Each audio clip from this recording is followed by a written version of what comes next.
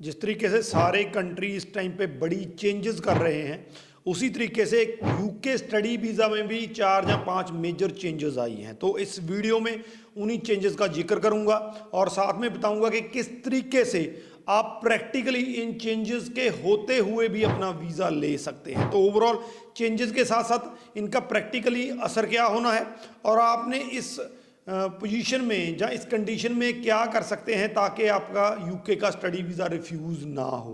तो इसको जानने के लिए वीडियो को एंड तक देखिएगा। एंड तक चलते चलते जो इस टाइम पे यूके का स्टडी वीज़ा चल रहा है उसमें क्या कर सकते हैं, क्या हो सकता है, सबका सब आपको समझ में आ जाएगा। उससे पहले हमारा यूट्यूब चैनल जरूर सब्सक्राइब कर लीजिए क्योंकि इस पर आपको ऐसी ही लेटेस्ट इन्फॉर्मेशन देखने को मिलती है। तो बात करते हैं इन चेंजेस की जो यूके के स्टडी वीज़ा में रिसेंटली हमें देखने को मिली हैं। सबसे पहले यूके में क्या आप आइल्स विदाउट आइल्स जा सकते हैं, जहां आपको आइल्स देना ही पड़ेगा।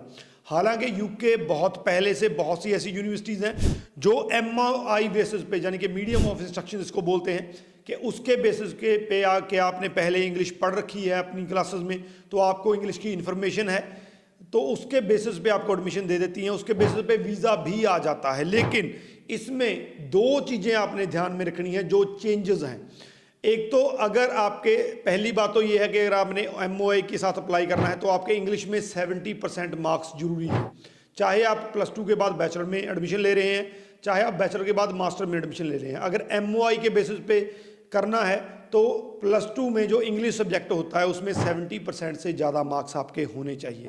लेकिन कई स्टूडेंट्स के जो मार्क्स हैं वो कम होते हैं, उस सूरत में वो क्या कर सकते हैं। तो ये एक रीसेंट चीज़ है कि यूनिवर्सिटीज़ ने अपना एक इंटरनल टेस्ट लेना शुरू कर दिया है। तो अगर आप मीडियम ऑफ इंस्ट्रक्शन के थ्रू जो है विदाउट आइल्स अप्लाई कर रहे हैं तो आपके 70% मार्क्स भी नहीं हैं।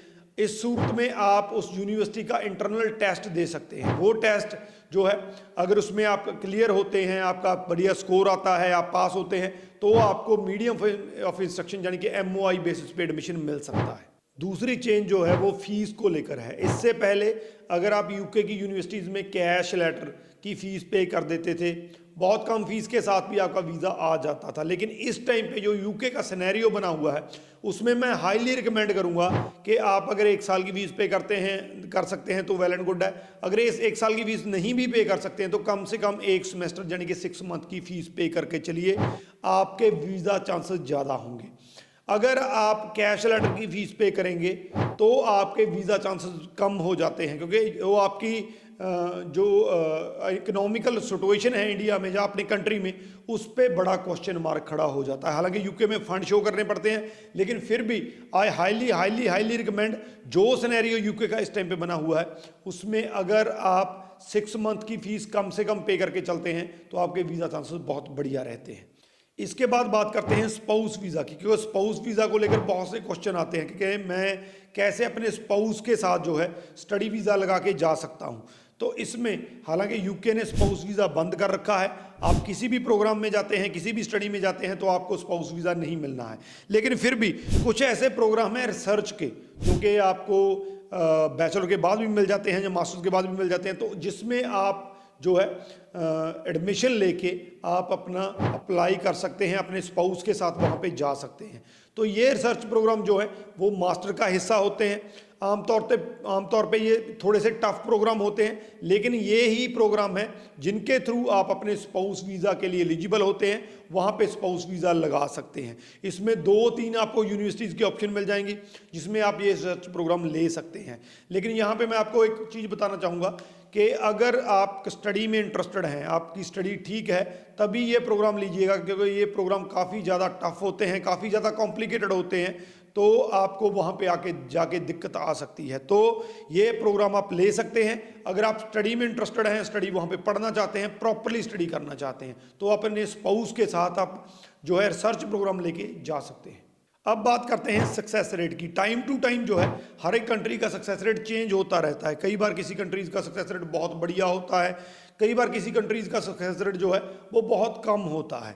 इस टाइम से जिस तरीके से पूरा माहौल बना हुआ है। तो यूके में कम स्टूडेंट जो हैं उन्होंने अप्लाई किया है, क्योंकि स्पाउस वीज़ा यूके ने बंद कर दिया था, जिसकी वजह से जो है यूके में कम स्टूडेंट जो है इंटरेस्टेड स्टूडेंट वो अप्लाई कर रहे हैं। इसी की वजह से this is the right movement, यही अपॉर्चुनिटी है कि आप यूके का स्टडी वीज़ा अप्लाई करके वहाँ पे जो है ले सकते हैं। इसमें मैं आपको बता दूं कि अगर आपका सारा कुछ सही है, आप प्रॉपरली अपना वीज़ा लगाते हैं, प्रॉपरली एसओपी लिखते हैं, आपका प्रोग्राम बिल्कुल सही है, आपने फीस जैसा कि मैंने कहा 6 मंथ की या 1 साल की पे कर रखी है, फंडिंग आपने सही की हुई है, तो 100% चांसेस हैं कि आपका यूके का जो है वो स्टडी वीज़ा अप्रूव हो सकता है। तो इस टाइम पे यही राइट मोमेंट है जब आप यूके का स्टडी वीज़ा अप्लाई कर सकते हैं। इसके बाद इंटरव्यू की बात करते हैं। हालांकि यूके में जो इंटरव्यू है वो आपका हो भी सकता है, नहीं भी हो सकता है, लेकिन रिसेंटली ये देखा गया है कि यूके में आपका इंटरव्यू आता ही आता है, चाहे तो वो आपकी एडमिशन के टाइम पे यूनिवर्सिटी तब ले ले, चाहे जब कैश लेटर आपका इशू करना है यूनिवर्सिटी ने तब भी आपका इंटरव्यू हो सकता है। एम्बेसी इंटरव्यू के चांसेस बहुत कम रहते हैं, लेकिन यूनिवर्सिटी की तरफ से एडमिशन के टाइम पे, कैश लेटर के टाइम पे जो है इंटरव्यू आने के बहुत ज़्यादा चांसेस रहते हैं। तो मैं हाईली रिकमेंड करता हूं, अगर आपने यूके के लिए अप्लाई किया हुआ है तो आप अपना जो इंटरव्यू है साथ के साथ प्रिपेयर करना शुरू कर दीजिए, ताकि आपको कोई दिक्कत ना आए, आप कॉन्फिडेंट हों कि मैं ये जो है इंटरव्यू वो क्लियर कर सकता हूं। तो इंटरव्यू आता ही आता है, इस चीज़ को आप जो है वो श्योर करके चलिए, अपनी इंटरव्यू प्रॉपरली प्रिपेयर करके चलिए। तो ये वो 4-5 चेंजेस हैं जो रिसेंटली यूके के स्टडी वीज़ा में देखने को मिली है। अगर आपने यूके का स्टडी वीज़ा अप्लाई करना है तो this is the right time जब आप यूके का स्टडी वीज़ा अप्लाई कर सकते हैं। अपनी स्टडी के बाद आपको 2 साल का वर्क परमिट मिलता है, जिसमें आप अपना काम कर सकते हैं। तो अप्लाई करना है, नंबर नीचे दिए गए कॉन्टैक्ट कर सकते हैं। लेकिन अगर अप्लाई करना है, मैं फिर से रिपीट कर देता हूँ, this is the right time जब आप यूके का स्टडी वीज़ा अप्लाई कर सकते हैं। इस वीडियो के रिगार्डिंग अगर कोई क्वेश्चन है तो नीचे लिख दीजिए, आपको आंसर मिल जाएगा। यूके स्टडी वीज़ा के रिगार्डिंग क्वेश्चन है तो हमारे नंबर दिए गए हैं, उस पर भी आप कॉन्टैक्ट कर सकते हैं। राजवीर चहल, थैंक यू सो मच।